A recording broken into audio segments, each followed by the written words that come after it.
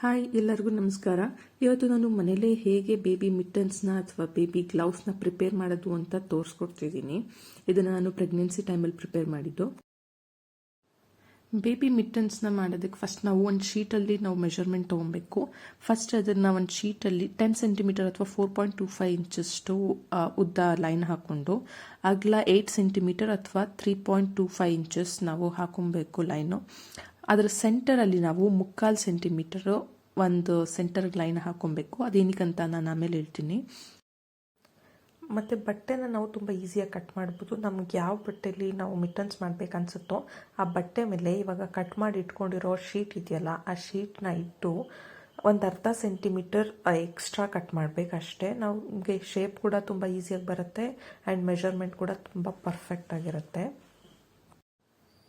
ನಾನಿವಾಗ ಇಲ್ಲಿ 2 ಪೀಸ್ ಬಟ್ಟೆನ ಅದೇ ಶೇಪ್ಗೆ ಕಟ್ ಮಾಡಿ ಇಟ್ಕೊಂಡಿದ್ದೀನಿ. ನೀವು ಈ ಥರ ಶೀಟ್ ಯೂಸ್ ಮಾಡೋದ್ರಿಂದ ತುಂಬ ಬೇಗನೆ ಆಗೋಗ್ಬಿಡುತ್ತೆ ಬೇಬಿ ಮಿಟ್ಟನ್ಸ್. ಇಲ್ಲಿ ನೋಡಿ, ನಾನು ಮುಂಚೆನೇ ಒಂದನ್ನು ಹೊಲಿಗೆ ಹಾಕಿ ಇಟ್ಕೊಂಡಿದ್ದೀನಿ, ಏನಕ್ಕಂದರೆ ವಿಡಿಯೋ ಲೆಂತಿ ಆಗುತ್ತೆ ಅಂತ. ಅದೇ ಥರ ಇವಾಗ ನಾನು ಇಲ್ಲಿ ಕಟ್ ಮಾಡಿ ಇಟ್ಕೊಂಡಿರೋ ಇನ್ನೊಂದು ಪೀಸ್ನು ಸೇಮ್ ಸುತ್ತ ಒಂದು ಸ್ಟಿಚ್ ಹಾಕಬೇಕು. ಫಸ್ಟು ಆ ಬಟ್ಟೆಗೆ ಸುತ್ತ ಒಂದು ಹೊಲಿಗೆ ಹಾಕೊಬೇಕು. ಕೆಲವೊಬ್ರು ಅನ್ಕೊಬೋದು ಇದು ಈಸಿಯಾಗಿ ಹೊರಗಡೆ ತುಂಬ ಕಡಿಮೆ ರೇಟಿಗೆ ಸಿಗುತ್ತೆ ಅಂತ. ಬಟ್ ನನಗೆ ಪ್ರೆಗ್ನೆನ್ಸಿಲಿ ಬೈ ಹ್ಯಾಂಡ್ ನಾನೇ ಪಾಪುಗೆ ಏನಾದರೂ ಪ್ರಿಪೇರ್ ಮಾಡಬೇಕು ಅಂತ ಆಸೆ ಇತ್ತು. ಅದಕ್ಕೆ ನನ್ನ ಕೈಲಾಗಿದ್ದನ್ನು ನಾನು ಮಾಡ್ಕೊತಿದ್ದೆ. ನೋಡಿ, ಸುತ್ತ ಒಂದು ಹೊಲಿಗೆ ಹಾಕಿದ್ಮೇಲೆ ಅದು ತುದಿಲಿ ಸ್ವಲ್ಪ ದಾರಗಳು ಬಿಟ್ಕೊಬಾರ್ದು ಅಂತ ಒಂಚೂರು ಮಡ್ಚಿ ಒಂದು ಹೊಲಿಗೆ ಹಾಕೊತಿದ್ದೀನಿ.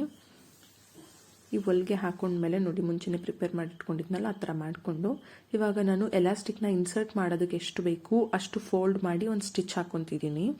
ಇದರಲ್ಲಿ ನಾವು 2 ಟೈಪ್ಸ್ ಮಾಡ್ಬೋದು. ಒಂದು ಎಲಾಸ್ಟಿಕ್ ಇನ್ಸರ್ಟ್ ಮಾಡ್ಬೋದು ಅಥವಾ ಇನ್ನೊಂದು ಟ್ಯಾಗ್ದು ಮಾಡ್ಬೋದು. ಅದನ್ನು ತೋರಿಸ್ತೀನಿ ಲಾಸ್ಟಲ್ಲಿ ನಾನು.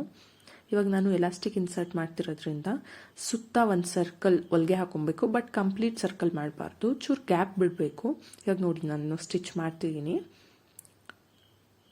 ಏನಕ್ಕಂದರೆ ಸ್ವಲ್ಪ ಗ್ಯಾಪ್ ಬಿಟ್ಕೊಂಡ್ರೆ ನಾವು ಎಲಾಸ್ಟಿಕ್ನ ಇನ್ಸರ್ಟ್ ಮಾಡೋದಕ್ಕೆ ತುಂಬ ಈಸಿ ಆಗುತ್ತೆ. ಟ್ಯಾಗ್ ಕೂಡ ತುಂಬ ಬೆಸ್ಟ್ ಅನಿಸುತ್ತೆ. ನೋಡೋಣ, ನನಗೆ ಗೊತ್ತಿಲ್ಲ ಯಾವ್ದು ಕಂಫರ್ಟಬಲ್ ಆಗುತ್ತೆ ಪಾಪುಗೆ ಅಂತ. ಇವಾಗ ನಾನು ಕಂಪ್ಲೀಟ್ ಸರ್ಕಲ್ ಮಾಡ್ಕೊಂಡಿಲ್ಲ, ಚೂರು ಹಿಂದೆನೇ ಸ್ಟಿಚ್ನ ಎಂಡ್ ಮಾಡ್ತಿದ್ದೀನಿ, ಸ್ವಲ್ಪ ಗ್ಯಾಪ್ ಬಿಟ್ಕೊತಿದ್ದೀನಿ. ಏನಕ್ಕೆ ಅಂದರೆ ನಾವು ಎಲಾಸ್ಟಿಕ್ನ ಇನ್ಸರ್ಟ್ ಮಾಡೋದಕ್ಕೆ ಸ್ಪೇಸ್ ಬೇಕು, ಅದಕ್ಕೆ. ಇವಾಗ ಸೇಫ್ಟಿ ಪಿನ್ಗೆ ಎಲಾಸ್ಟಿಕ್ನ ನಾವು ಹಾಕ್ಕೊಂಡು ನೋಡಿ, ಇವಾಗ ನಾವು ಎಷ್ಟು ಈಸಿಯಾಗಿ ಇನ್ಸರ್ಟ್ ಮಾಡ್ಬೋದು ಅಂತ. ಈ ಥರ ಗ್ಯಾಪ್ ಬಿಟ್ಟಿರೋದ್ರಿಂದ ನೋಡಿ ಎಷ್ಟು ಈಸಿಯಾಗಿ ಸೇಫ್ಟಿ ಪಿನ್ನಿಂದ ನಾವು ಎಲಾಸ್ಟಿಕ್ನ ಹಾಕ್ಬೋದು. ತುಂಬ ಈಸಿ ಇದೆ. ನಮ್ಗೆ ಯಾವಾಗ ಬೇಕು ಆವಾಗ ನಾವು ಟೈಟ್ ಆ್ಯಂಡ್ ಲೂಸ್ ಕೂಡ ಮಾಡ್ಕೊಬೋದು ನಾಟ್ ಹಾಕಿ. ಇವನ್ ಟ್ಯಾಗ್ ಕೂಡ ಈಸಿಯಾಗಿ ನಾವು ಪಾಪುಗೆ ಕೈಗೆ ನಾವು ಟೈಟ್ ಆಗದೆ ಇರೋ ಹಾಗೆ ಹೇಗೆ ಬೇಕು ಹಾಗೆ ಟೈ ಮಾಡ್ಬೋದು. ನಾವಿಲ್ಲಿ ಎಲಾಸ್ಟಿಕ್ನ ಒಂದು ನಾಟ್ ಹಾಕಿ ಕೂಡ ಯೂಸ್ ಮಾಡ್ಬೋದು ಅಥವಾ ನಾವು ಸ್ಟಿಚ್ ಮಾಡ್ಬೋದು. ಬಟ್ ನಾನಿಲ್ಲಿ ನಾಟ್ ಹಾಕಬೇಕು ಅಷ್ಟಕ್ಕೆ ಕಟ್ ಮಾಡ್ಕೊಳ್ಳಿ. ಇವಾಗ ಸೇಫ್ಟಿ ಪಿನ್ನ ರಿಮೂವ್ ಮಾಡಿಬಿಟ್ಟು ನಾಟ್ ಹಾಕ್ಕೊತೀನಿ.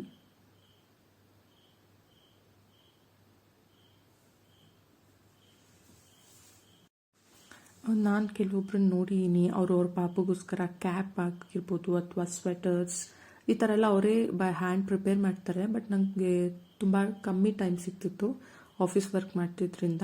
ಸೊ ನನಗೆ ಸಿಗೋ ಆ ಕಮ್ಮಿ ಟೈಮಲ್ಲಿ ಸುಮ್ಮನೆ ಕೂತ್ಕೊಂಡು ಟೈಮ್ ವೇಸ್ಟ್ ಮಾಡೋಕ್ಕೆ ಇಷ್ಟ ಆಗ್ತಿರ್ಲಿಲ್ಲ. ಏನಾದರೂ ಪ್ರಿಪೇರ್ ಮಾಡಬೇಕು ಅಂತ ನಾನು ಈ ಥರ ನಾನೇ ರೆಡಿ ಮಾಡ್ಕೊತಿದ್ದೆ. ಇವಾಗ ನೋಡಿ, ಒಂದು ರೆಡಿ ಮಾಡಿದೆ.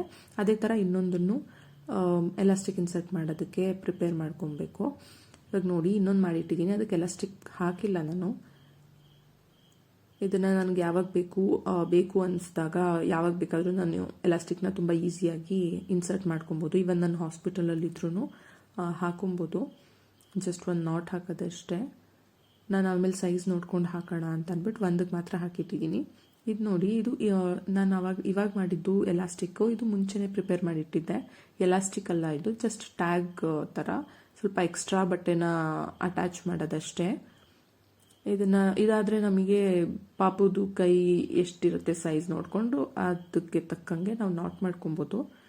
ನನಗೆ ಯಾವ್ದು ಕಂಫರ್ಟಬಲ್ ಆಗುತ್ತೆ ಅಂತ ಗೊತ್ತಿರಲಿಲ್ಲ, ಅದಕ್ಕೆ ನಾನು 2 ಟೈಪ್ ಕೂಡ ಸ್ಟಿಚ್ ಮಾಡಿ ಇಟ್ಕೊಂಡಿದ್ದೀನಿ. ನೋಡೋಣ ನನಗೆ ಯಾವ್ದು ಕಂಫರ್ಟಬಲ್ ಆಗುತ್ತೆ ಅದನ್ನು ಯೂಸ್ ಮಾಡ್ತೀನಿ. ಈ ಥರ 4 ರೆಡಿ ಮಾಡಿ ಇಟ್ಕೊಂಡಿದ್ದೀನಿ. ಡೆಲಿವರಿ ಆದಮೇಲೆ ನಮ್ಮ ಪಾಪುಗೆ ನಾನು ಕೈಯಾರ ಮಾಡಿರೋ ಮಿಟ್ಟನ್ಸ್ ಕರೆಕ್ಟಾಗಿ ಆಯಿತು. ಸೊ ನಾನು ಎಲ್ಲೂ ಔಟ್ಸೈಡ್ ಬೈ ಮಾಡಲಿಲ್ಲ. ನಿಮ್ಗೆ ಯಾರಿಗಾದರೂ ಈ ವಿಡಿಯೋ ಇಷ್ಟ ಆಗಿದ್ದರೆ ನಿಮ್ಮ ಫ್ರೆಂಡ್ಸ್ ಆ್ಯಂಡ್ ಫ್ಯಾಮಿಲಿಗೆ ಶೇರ್ ಮಾಡಿ. And thanks for watching.